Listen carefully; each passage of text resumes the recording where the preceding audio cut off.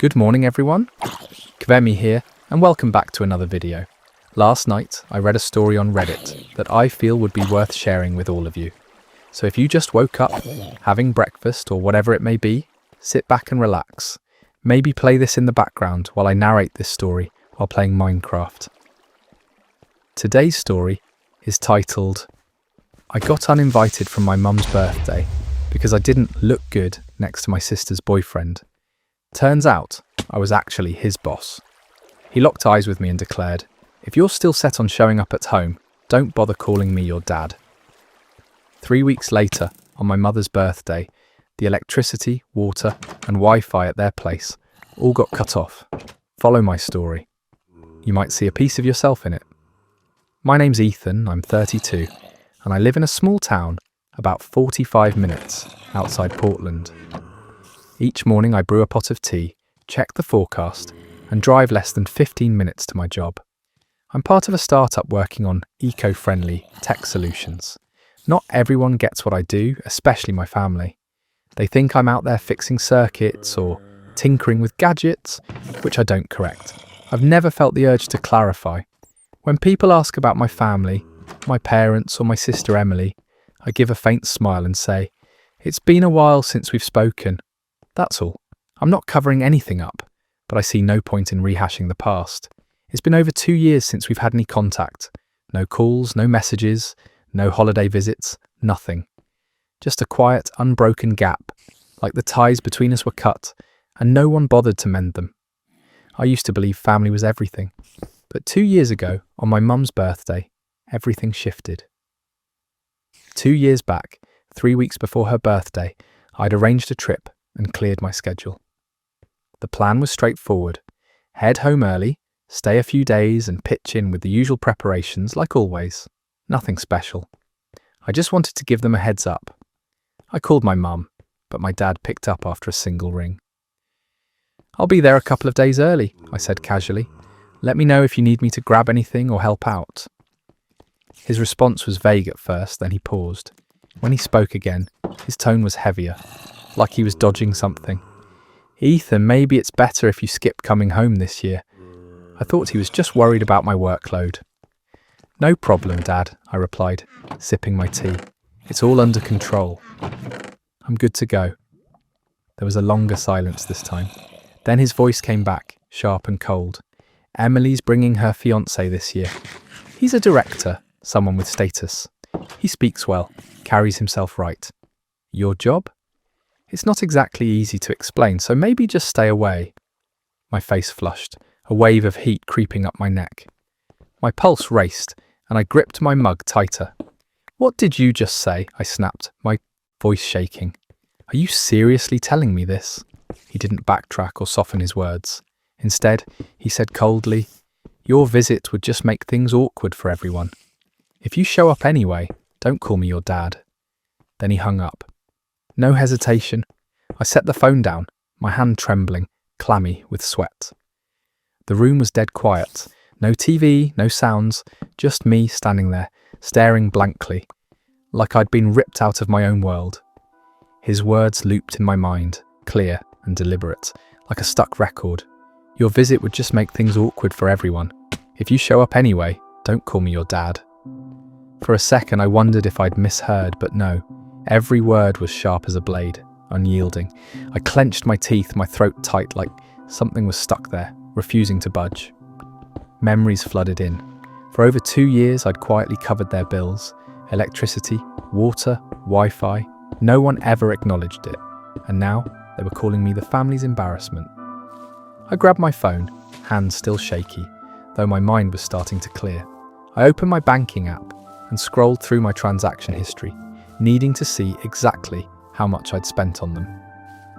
Every month, without fail, I'd paid their utility bills, power, water, internet, automatically deducted from my account. For 2 years, roughly $450 a month, never missing a payment. I scrolled to the total, $10,312.89. I stared at the number, not in shock, but because something in me settled. Not sadness or anger, just a hollow calm. Nearly $10,000. and they called me the family's embarrassment. As I looked at the long list of transactions, a question surfaced, one my family had never asked in 32 years. Had Emily ever done anything close to this for our parents? It wasn't about envy or wanting praise. It was just that, if I was the family's shame, who were they measuring me against? I'd paid nearly $10,000 for their bills, quietly, without asking for anything, without ever bringing it up. And Emily? Had she ever had to step up or scramble to help? Or did she just show up, flash a charming smile, and steal the spotlight with her successful fiancé? I wasn't keeping score. I was just realising, for the first time, that fairness had never been part of this family's equation. Growing up, I was used to being in the background. In family pictures, I was often half hidden behind someone, or caught at the edge of the shot, never quite looking at the camera. No one told me to step aside, but I always did. Emily was the star of every family moment, birthdays, graduations, even her breakups. There was always a reason to rally around her, to celebrate or comfort her. I can't remember the last time anyone asked if I was okay. Emily's 3 years older than me, but the gap was never about age. She was the golden child, the one our parents bragged about to relatives. Me, if I came up at all, it was a brief mention. Ethan? Oh, he's doing fine. Works in tech, I think. I used to think if I worked hard, stayed out of trouble, and handled things quietly, they'd eventually notice me. They didn't. When you're used to being invisible, no one notices when you're gone. I started covering their utilities, power, water, Wi-Fi, about 2 years ago. It began with a call from my mum. She vented about how living costs had spiked, how that month's bills had hit hard, and how their pension wasn't cutting it anymore. Then hesitantly she said, if you could chip in a bit, it'd mean so much. I agreed, thinking it'd be temporary, just until things stabilised. But the months rolled on, same as before. No one mentioned stopping, and there was no other plan. Sometimes I'd ask, is Emily helping out at all, Mum? She'd dodge the question. Sometimes it was, just help this month, your sister will step up soon. Other times, Emily's handling your dad's medical expenses. That's tough too. I heard those excuses so often. I could predict them. I knew they weren't true, but I'd smile, let it go, and keep sending the money. About $450 a month, every month, no complaints. No one acknowledged it. I didn't mind at first. I thought it was the right thing to do. I believed if I stayed dependable and quiet, they'd see me. But now, after everything, they look at me and call me the family's embarrassment. Eventually, the silence in my apartment was deafening. I sat frozen on the couch, phone still in hand. I wasn't angry or heartbroken anymore, just done. One clear thought settled in. Enough. I opened my banking app, navigated to the automatic payments section, and found the recurring transfers for their utilities, power, water, Wi-Fi. I methodically cancelled each automatic payment, one after another, with steady hands. It wasn't about revenge. It was about holding on to the last shred of dignity they hadn't stripped away. A week later, my mum texted, her tone as gentle as ever, like nothing had happened. No apology, no mention of the fallout. Just a simple request. The Wi-Fi bill's due. Can you cover it? I read it, stared at the screen for a moment, then set my phone down without replying. It wasn't to prove a point. After everything, their first words to me were about another bill. No, are you okay? Or even a basic can we talk? So I stayed quiet. That silence spoke louder than words. 2 weeks later, my dad called. The phone buzzed a few times before going silent. I didn't pick up. Minutes later, a voicemail popped up. His voice clipped and irritated, as always. The electric company says this month's bill hasn't been paid. What's the deal? No concern, no mention of his words from weeks ago when he told me not to come home for Mum's birthday. I listened, then turned off the screen and placed the phone face down on the counter. Silence followed, carrying me through to my mum's birthday. 3 weeks after my dad told me to stay, away her birthday arrived. The celebration went on as planned, her favourite grilled salmon a cake from the local bakery she loved, and a small group of relatives gathered around the table. Everything was perfect, except I wasn't there. That afternoon, at exactly 4:17 p.m, I sat in my apartment, a mug of tea gone cold in my hands. My phone pinged. Mum's name lit up the screen. I stared at it for a few seconds, before setting it down. I didn't answer. Didn't hesitate. My dad called next, then Emily. 3 calls in under 10 minutes. I let them all ring out. No curiosity, no urge to respond. I leaned back in my chair, eyes on the misty window. The sky outside was a dull grey, heavy with the kind of cold that creeps in before winter settles. 10 minutes later, the text started. Mum first. Ethan, the power's out. The house is pitch black. Please pay the bill. I read it quietly, feeling a hollow calm spread through me. Not anger, just the weight of years spent carrying a family alone. Then my dad. No water. Can't even wash dishes. Fix it now. Emily followed. Wi-Fi's down. Guests are here. Sort this out, please. I glanced at the clock. 5:09 p.m. 3 weeks ago, right after my dad said I wasn't welcome, I'd stopped all the automatic payments. And now, in the middle of the birthday party they'd barred me from, everything collapsed. Power, water, Wi-Fi, right when they needed it most. I didn't reply or call back. There was nothing to explain. I sat there slowly turning the cold mug in my hands, staring out the window as if I could see beyond the glass. In that moment, I knew they weren't reaching out because they wanted me there. They were reaching out because they had no one else to lean on. By 6:15 p.m, my phone was buzzing non-stop. This time, it wasn't just my parents or Emily. Relatives who only showed up for holidays, always quick to judge, started flooding my inbox. Some called me ungrateful.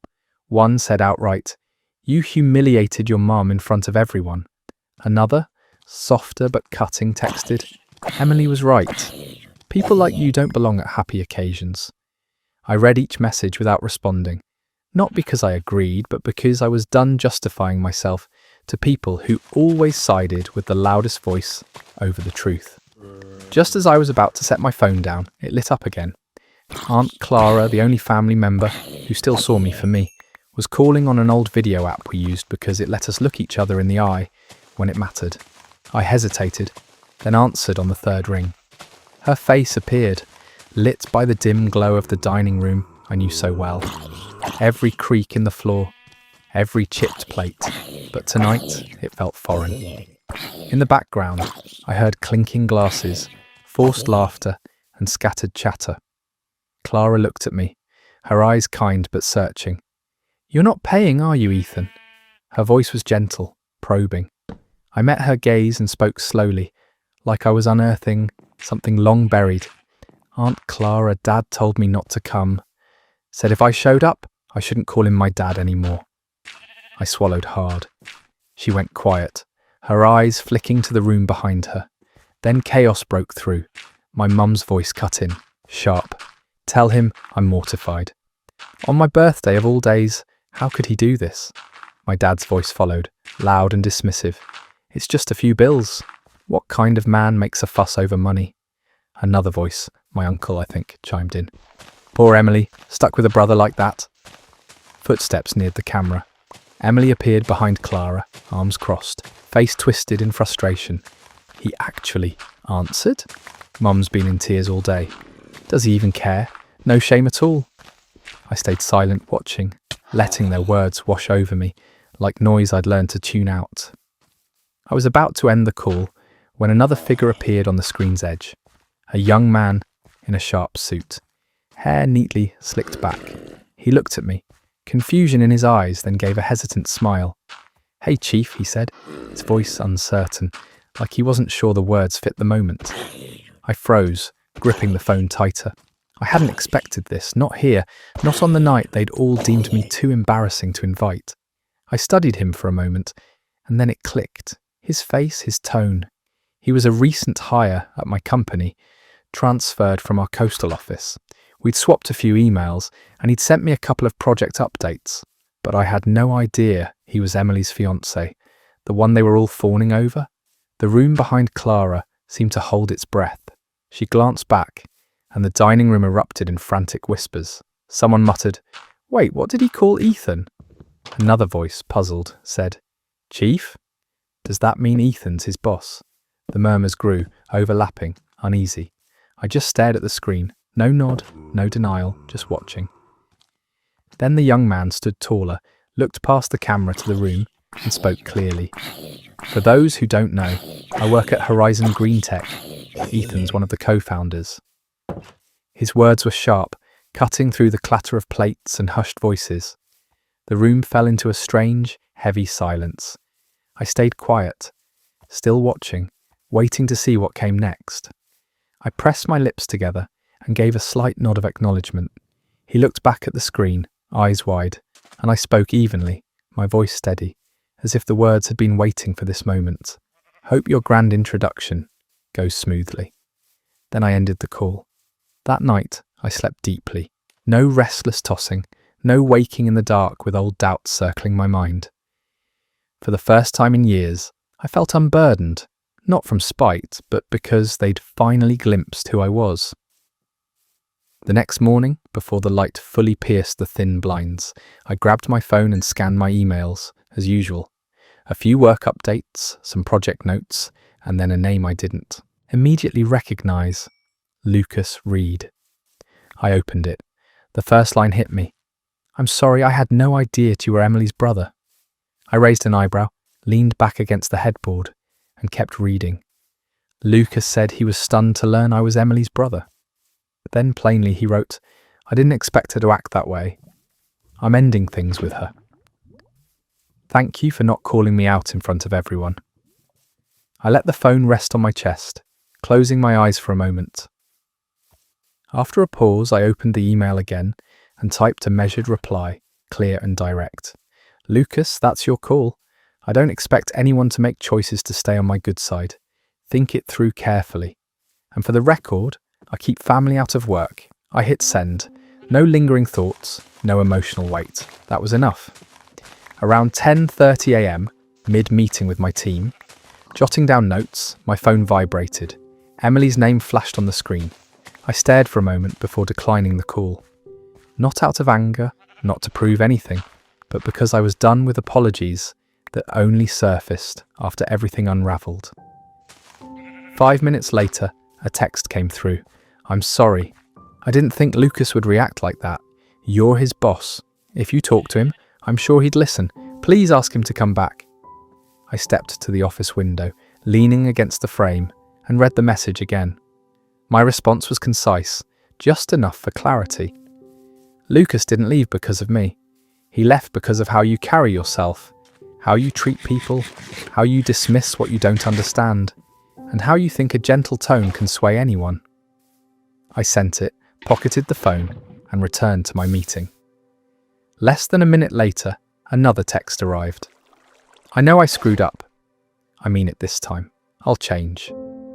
Please believe me, just this once."